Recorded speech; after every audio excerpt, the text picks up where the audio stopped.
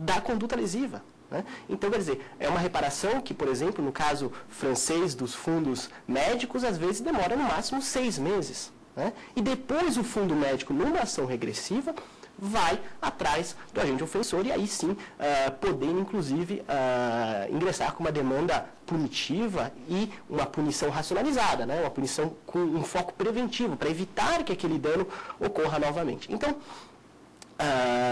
essa questão que a professora coloca é extremamente importante no sentido de que é preciso conciliar, de um lado, segurança jurídica, do outro, celeridade de reparação e ainda, de um terceiro ponto de vista, a punição e prevenção do agente ofensor. E tudo isso, eu acho que hoje, muito dificilmente, está sendo um sucesso com uma mera demanda indenizatória. É algo que vai muito além de uma mera demanda indenizatória, é por isso que eu acho que um dos pressupostos desse entendimento é que a gente tem uma visão social da demanda indenizatória. Ela não envolve mais A e B, ela envolve a sociedade, ela envolve um dano que hoje ultrapassa em muito as lindes, né, da ação judicial singular. Né?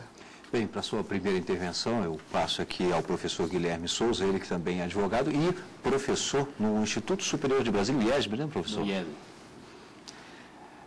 Gostaria de agradecer a oportunidade, inicialmente, de poder estar participando desse programa.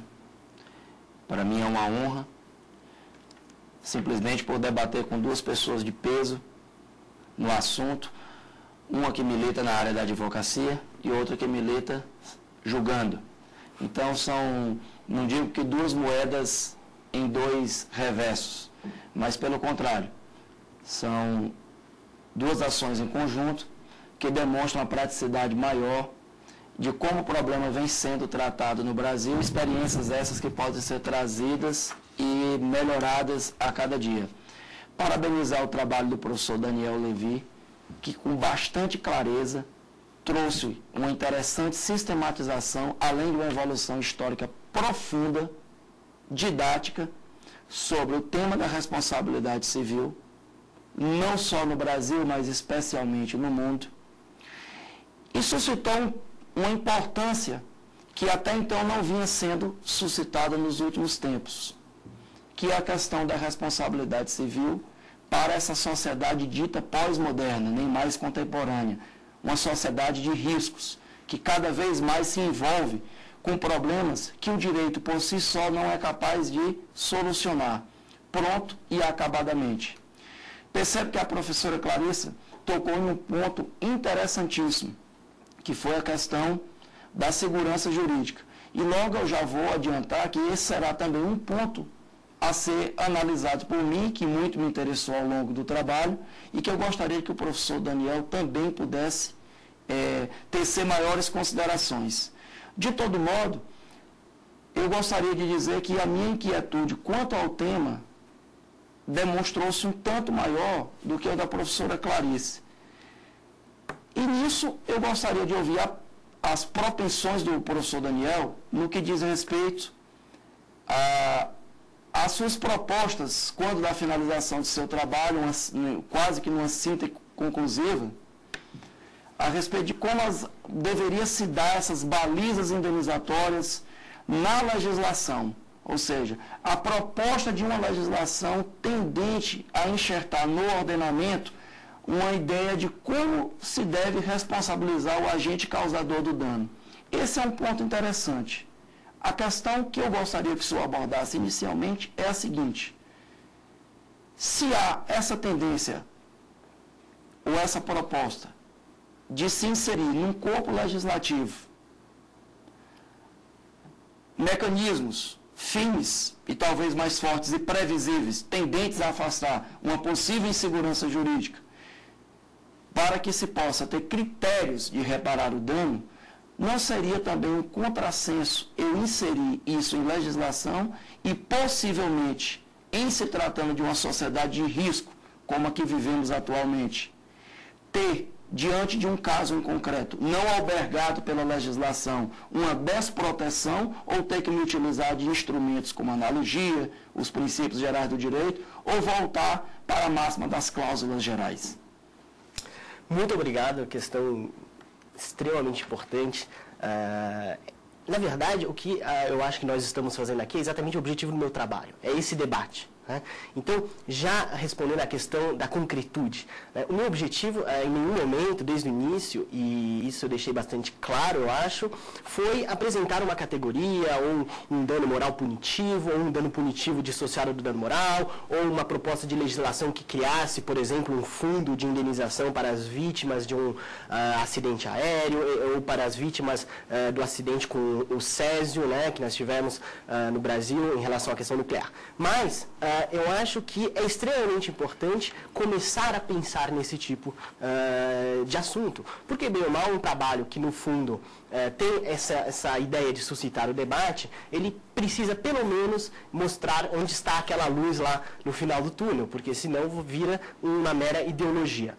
E até porque, no fundo, se eu estivesse ao final do trabalho propondo um projeto de lei, eu estaria, na verdade, me contradizendo, porque eu estaria me opondo à minha própria tese de que são os movimentos sociais que devem trazer esse tipo de legislação. Eu acho que chegou um momento em que a doutrina precisa parar, recuar e perguntar, indagar se ela não está, na verdade, criando institutos que não correspondem aos movimentos sociais. Então, eu não queria fazer isso ao final do meu livro, como um representante aqui da academia, da doutrina, eu não gostaria de fazer isso. Mas eu acho que é preciso entender que sem isso nós também não teremos uma segurança jurídica, sem dúvida alguma. Agora, eu acho que nós precisamos enxergar a criação de fundos de indenização. Eu acho que é uma realidade que já vem sendo já é uma realidade de muito sucesso na França, fundos como o Fundo de Indenizações Médicas, o Fundo de Indenizações de Acidente de Trânsito, o Fundo de Indenizações de Infrações Penais, fundos que, como eu já havia adiantado, indenizam de uma maneira muito célere. Então, acho que esse é um ponto concreto que nós precisamos começar a debater. O Brasil tem alguns bons exemplos, embora não sejam fundos no senso próprio do termo, mas, por exemplo, nós temos a questão da talidomida. Foi promulgada uma lei em 2010 permitindo a indenização célere das vítimas de talidomida, muito em função de um entendimento dos tribunais que seria contrário, que seria muito prejudicial à União, que responsabilizou a União. É um caso que muito se aproxima da questão das vítimas do HIV na França. O Estado, na França, ele se julgou culpado por não prevenir a doença na década de 80, porque o Estado francês sabia que havia a possibilidade de que o vírus fosse transmitido por transfusões sanguíneas, e não por outra razão. Os hemofílicos foram as grandes vítimas disso. Então, o Estado, reconhecendo a sua culpa, criou um fundo de indenização. Então, acho que esse é um caminho de concretude. Por outro lado, eu acho que nós podemos começar a pensar em uma indenização efetivamente punitiva. Mas não uma indenização punitiva no sentido de mera vingança pessoal, porque aí a gente estaria voltando ao que os irmãos Mazur disseram, aquela vingança, aquela bárbara vingança da antiguidade, a lei de Talião, olho por olho, dente por dente. Não, uma indenização punitiva, mas com razão de ser. Uma prevenção deve nortear essa indenização. Não é indenizar para punir e ponto.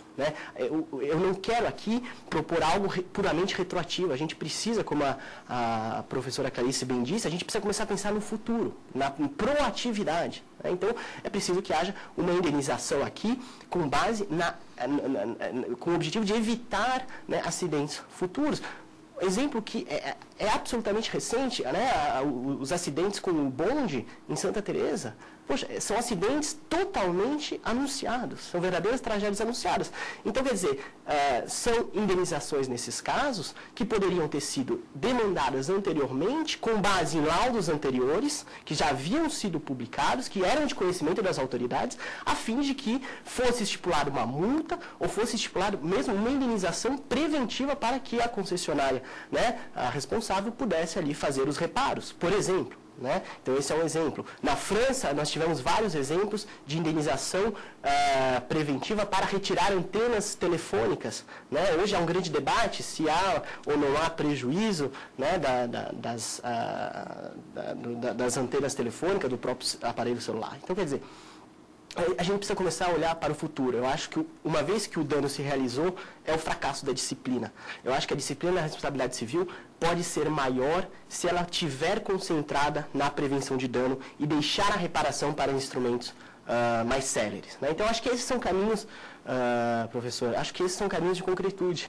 Mas, insisto, eu gostaria de deixar isso um pouco assim no ar. Eu gostaria de deixar isso para que a gente possa começar a debater em fóruns como este, e daí a importância de a gente estar aqui conversando sobre isso. A juíza, a Clarissa, a professora, ela aponta justamente essa, talvez, essa insegurança e essa demora, né? E aí fica, talvez, lá para o neto, ou, enfim, até para outros, isso em especial.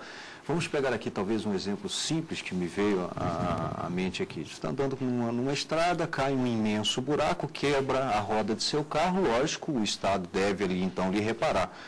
Isso, na área da saúde, vai levar a mesma demora. Uma roda quebrada e talvez uma vida talvez o preço praticamente, né? E aí fica uma coisa como é que você compara esse valor da vida, né? Como é que você vai, é muito subjetivo, né? Mas a demora ali entre o Estado reparar a roda quebrada e a vida é o mesmo período. Talvez o meu neto é que vá receber o valor daquela roda que eu quebrei na estrada. Então fica assim. Até é bom a gente tocar nesse assunto, porque ainda mais é o problema até do valor das indenizações, né? A demora no Brasil, infelizmente, hoje ela é quase inerente ao processo, mas o pior disso, até o que você mencionou, é a gente não saber por que está sendo atribuído um dano moral, qual o valor desse dano moral, se o dano moral, no caso da roda quebrada, de repente pode até ser igual, porque a condição econômica do motorista é maior do que a condição econômica da pessoa que perdeu um filho. Então, quer dizer, talvez essas indenizações sejam até iguais. Então, quer dizer, falta critério, né? Então, eu acho que é preciso que... e aí a gente volta à insegurança jurídica. Uma insegurança jurídica que é não só pela falta de celeridade, porque eu acho que falta de celeridade é uma insegurança jurídica, mas também pela falta de uma definição qualitativa. O que é o dano moral? Por que eu estou sendo condenado a danos morais? É para me punir? É para prevenir um dano? Ou é simplesmente para que eu, na verdade, é uma mera compensação, né? Eu gostaria até de citar o caso americano, por exemplo, da BMW, né, em que a BMW, um dos casos que foi julgado pela Suprema Corte, né, no assunto indenização, que é o caso da BMW, em que ela foi condenada a 4 milhões de dólares, né, depois houve um acordo, etc., mas assim, a condenação simbólica é essa de 4 milhões de dólares por danos punitivos, porque um comprador descobriu que o carro havia sido repintado. Ou seja, houve um dano, né? Porque o carro veio num barco, houve uma chuva ácida e houve um arranhão no carro. E depois, o mecânico, ele descobriu que o carro havia sido repintado e entrou com uma demanda indenizatória. E esse valor de 4 milhões de dólares foi atribuído com base não só no carro dele, mas para condenar a BMW por todas as unidades que ela havia vendido naquele país. Ou seja, veja-se como a demanda indenizatória, ela ultrapassa ali, né, a demanda linear. E eu fico pensando, né, nesse mesmo caso no Brasil, quer dizer, imagine-se que uma empresa seja condenada a danos morais de 4, 5, tanto faz, sem nenhum critério, sem saber por quê. Quer dizer, no caso, a BMW pôde adequar a sua política para que ela divulgasse esse tipo de danos, para que ela tomasse as medidas de prevenção para evitar que aquilo acontecesse. No Brasil, não. O Brasil seria condenado danos morais de tantos milhões, mas eu não tenho a mínima ideia de quais foram os critérios para tanto. Né? Uhum. Clarissa. É muito interessante o Rimac, ele expressou uma indignação muito justa, pública, né, e de toda a sociedade. Duas questões. A questão da celeridade, que hoje é princípio constitucional, é importante dizer isso, porque as pessoas têm pouca informação, pouco conhecimento de que a celeridade hoje é princípio constitucional. Então, hoje se tem o dever, não só do magistrado, mas como das partes e de todos que colaboram com o processo, o dever de colaborar para uma maior celeridade para aquela decisão sair em menor tempo possível, da melhor forma, não de qualquer jeito. havendo um debate, uma maturação mais da melhor forma, mas no melhor tempo.